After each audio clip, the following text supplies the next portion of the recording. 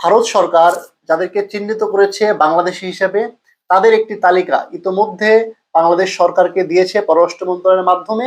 কিন্তু তারা বাংলাদেশ সরকার এখন পর্যন্ত এ বিষয়ে কোনো জবাব দেয়নি, যার জন্য বিএসএফ বাধ্য হয়ে তাদেরকে বাংলাদেশে পাঠাচ্ছে বলে তারা জানিয়েছে। তবে বিএসএফ এর দাবি যে এই বাংলাদেশি নাগরিকদেরকে যারা অবৈধভাবে ভারতে প্রবেশ করেছিল, এতদিন ভারতে ছিল, তাদেরকে আটক করে জেলে রেখে বসে বসে খাওয়াতে আসলে তারা চায় না। তারা চায় যে তারা বাংলাদেশের নাগরিক, তারা বাংলাদেশেই ফিরে যাক। আসসালামু আলাইকুম, আপনাদের সবাইকে শুভেচ্ছা জানাচ্ছি। আমি তানভীর হাসান। প্রিয় দর্শক, ভারতের রাজধানী নয়াদিল্লিতে সম্প্রতি দেশটির সীমান্তরক্ষী বাহিনী বিএসএফ এবং বাংলাদেশের সীমান্তরক্ষী বাহিনী বর্ডার গার্ড বাংলাদেশ বিজিবি, এই দুই বাহিনীর শীর্ষ কর্মকর্তাদের বৈঠক অনুষ্ঠিত হয়েছে। বৈঠকে আলোচনা হয়েছে কিভাবে দুই দেশের যে সীমান্ত রয়েছে সেই সীমান্তকে আরো নিরাপদ করা যায়, কিভাবে চোরাচালান বন্ধ করা যায়, কিভাবে অনুপ্রবেশ বন্ধ করা যায়। তবে এর মধ্যে সম্প্রতি সময়ে সব থেকে আলোচিত একটি বিষয় হয়ে দাঁড়িয়েছে পুশিন। ভারত থেকে বিভিন্ন ব্যক্তিদের বাংলাদেশে পুশিনের চেষ্টা করা হচ্ছে। এই বিষয়টি এই দুই বাহিনীর শীর্ষ কর্মকর্তাদের আলোচনার অন্যতম কেন্দ্রবিন্দুতে ছিল।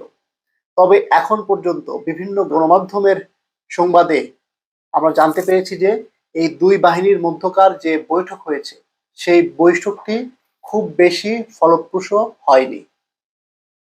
দুই বাহিনী সাধারণত এই ধরনের বৈঠক করার পরে তারা একটি যৌথ সংবাদ সম্মেলন করে এবং সেখানে কি ধরনের আলাপ আলোচনা হয় সেই বিষয়গুলো জনগণের সামনে মিডিয়ার মাধ্যমে জানিয়ে দেয়। কিন্তু এবার তার ব্যতিক্রম হয়েছে। এবারের বৈঠকের পরে এই দুই বাহিনীর শীর্ষ কর্মকর্তা কিংবা মুখপাত্র কেউ কোনো ধরনের সংবাদ সম্মেলন করেননি। এমনকি একটি প্রেস বিজ্ঞপ্তি পাঠানো হয়েছে, সেটিও পাঠানো হয়েছে একদিন পরে। অর্থাৎ যেদিন মিটিং অনুষ্ঠিত হয়েছে তার একদিন পরে প্রেস বিজ্ঞপ্তিটি পাঠানো হয়েছে। ধারণা করা হচ্ছে এই দুই বাহিনীর শীর্ষ কর্মকর্তাদের যে বৈঠক সেখানে কোনো ধরনের সমঝোতা ছাড়াই বৈঠকটি শেষ হয়েছে, যার ফলে কোনো দেশই আর পরবর্তীতে মিডিয়াতে কথা বলেনি। সংবাদ মাধ্যম বাংলা ট্রিবিউন বলছে যে এই বৈঠকে বিএসএফ এর পক্ষ থেকে বাংলাদেশের বর্ডার গার্ড বাহিনীকে বলা হয়েছিল যে যাদেরকে বাংলাদেশে পাঠানো হচ্ছে তারা মূলত বাংলাদেশেরই নাগরিক, কিন্তু বাংলাদেশ সরকার তাদেরকে গ্রহণ করছে না। অন্যদিকে বিএসএফ এর এই দাবির প্রেক্ষিতে বিজিবির পক্ষ থেকে বলা হয়েছে যে যাদেরকে বাংলাদেশে পাঠানো হচ্ছে তারা যদি আসলে বাংলাদেশের নাগরিক হয় সেক্ষেত্রে আন্তর্জাতিক আইন রয়েছে, সেই আইন অনুযায়ী তাদেরকে বাংলাদেশে ফেরত পাঠাতে হবে। কিন্তু ভারতের সীমান্তরক্ষী বাহিনী তারা কোনো ধরনের আন্তর্জাতিক নিয়ম না মেনে এইসব মানুষদেরকে বাংলাদেশে পাঠাচ্ছে বলে বিজিবির পক্ষ থেকে তাদেরকে জানানো হয়েছে। এর প্রতি উত্তরে বিএসএফ জানিয়েছে যে ভারত সরকার যাদেরকে চিহ্নিত করেছে বাংলাদেশি হিসেবে তাদের একটি তালিকা ইতোমধ্যে বাংলাদেশ সরকারকে দিয়েছে পররাষ্ট্র মন্ত্রণালয়ের মাধ্যমে। কিন্তু তারা বাংলাদেশ সরকার এখন পর্যন্ত এ বিষয়ে কোনো জবাব দেয়নি, যার জন্য বিএসএফ বাধ্য হয়ে তাদেরকে বাংলাদেশে পাঠাচ্ছে বলে তারা জানিয়েছে। তবে বিএসএফ এর দাবি যে এই বাংলাদেশি নাগরিকদেরকে যারা অবৈধভাবে ভারতে প্রবেশ করেছিল, এতদিন ভারতে ছিল, তাদেরকে আটক করে জেলে রেখে বসে বসে খাওয়াতে আসলে তারা চায় না। তারা চায় যে তারা বাংলাদেশের নাগরিক, তারা বাংলাদেশেই ফিরে যাক। এর মধ্যে পশ্চিমবঙ্গের বিধানসভা নির্বাচন অনুষ্ঠিত হয়েছে। নির্বাচনের মাধ্যমে শুভেন্দু অধিকারী তিনি ক্ষমতায় এসেছেন। তিনি ক্ষমতায় আসার আগ থেকেই বলছিলেন যে যারা পশ্চিমবঙ্গে অবৈধভাবে বসবাস করছেন, যারা পশ্চিমবঙ্গের নাগরিক নন, তাদেরকে খুব দ্রুত সময়ের মধ্যে ভারত ছাড়তে হবে। এবং তিনি ক্ষমতায় আসার পরে সেরকমই হচ্ছে।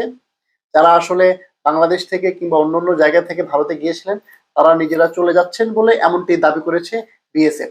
কিন্তু বিজিবি বলেছে যে যদি তারা বাংলাদেশের নাগরিক হয় সেটি আন্তর্জাতিক নিয়ম অনুযায়ী বাংলাদেশে তাদেরকে ফেরত দিতে হবে।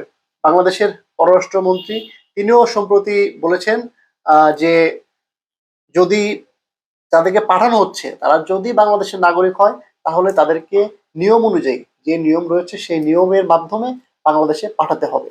কিন্তু ভারত সেটি করছে না, এমনটি বিজিবির পক্ষ থেকে বলা হচ্ছে। অন্যদিকে ভারতের পররাষ্ট্র মন্ত্রণালয়ের মুখপাত্র তিনি বলেছিলেন যে যাদেরকে পাঠানো হচ্ছে বাংলাদেশে তারা মূলত বাংলাদেশেরই নাগরিক। এরই মধ্যে গত শুক্রবার বাংলাদেশে এসেছেন ভারতের নতুন হাই কমিশনার দীনেশ ত্রিবেদী। তিনি একজন রাজনীতিবিদ। তিনি পশ্চিমবঙ্গ থেকে একাধিকবার সংসদ সদস্য নির্বাচিত হয়েছেন, কেন্দ্রীয় মন্ত্রী ছিলেন। সেই দীনেশ ত্রিবেদী বাংলাদেশে প্রবেশ করে বলেছেন যে এই দুই দেশের সম্পর্ক আরো জোরদার করা হবে, আরো বন্ধুত্বপূর্ণ দিকে কিভাবে নিয়ে যাওয়া যায় সেই দিকে তিনি কাজ করবেন। তবে এরই মধ্যে বাংলাদেশ এবং ভারতের সীমান্তরক্ষী বাহিনীর একটি বৈঠক হলো। সেখানে এখন পর্যন্ত কোনো ফলপ্রসূ আলোচনা হয়েছে বলে আমরা জানতে পারিনি। এদিকে বিএসএফ তারা বলছে যে যাদেরকে পাঠানো হচ্ছে তারা বাংলাদেশি, কিন্তু বিজিবির পক্ষ থেকে বলা হয়েছে যে আসলে যাদেরকে পাঠানো হচ্ছে এদের মধ্যে অনেকে ভারতের নাগরিকও রয়েছে। তারা দুই তিনটি উদাহরণ দিয়েছে। আপনারা জানেন যে কিছুদিন পূর্বে আসাম থেকে দুইজন নারীকে বাংলাদেশে পাঠানো হয়েছিল বাংলাদেশি নাগরিক হিসেবে চিহ্নিত করে, কিন্তু পরে জানা যায় মূলত তারা ভারতেরই নাগরিক। বিজিবি এই বিষয়টি সেই বৈঠকে উল্লেখ করে, কিন্তু আহ যত যাই হোক, যত আলোচনায় হোক, শেষ পর্যন্ত এই দুই বাহিনীর মধ্যে কোনো ধরনের সমঝোতা ছাড়াই সেই বৈঠক শেষ হয়েছে। এদিকে দিল্লির যারা রাজনৈতিক বিশ্লেষক রয়েছেন তারা বিভিন্ন সংবাদ মাধ্যমকে বলেছেন যে এই বিষয়টি হচ্ছে খুবই একটি রাজনৈতিক বিষয়। দুই দেশের রাজনৈতিক সমঝোতা ছাড়া আসলে এই পুশ ইন পুশ ব্যাক কিংবা সীমান্ত সমস্যা এটি সমাধান সম্ভব নয়। আপনি যতই এই দুই বাহিনীর বৈঠক করান, দুই বাহিনীর শীর্ষ কর্মকর্তাদের বৈঠক করান কিংবা আরো অনেক কিছু করান, এতে কোনো লাভ হবে না, কোনো সমাধান আসবে না। এর একমাত্র সমাধান আসবে বলে মনে করা হচ্ছে যে দুই দেশের রাজনৈতিক নেতাদের সমঝোতা। দর্শক, আপনাদের কি মনে হয় বাংলাদেশ ভারত সীমান্তে যে উত্তেজনা চলছে সেটি কি খুবই দ্রুতই বন্ধ হবে? আপনাদের গুরুত্বপূর্ণ মতামত আমাদের কমেন্ট সেকশনে জানান। ধন্যবাদ।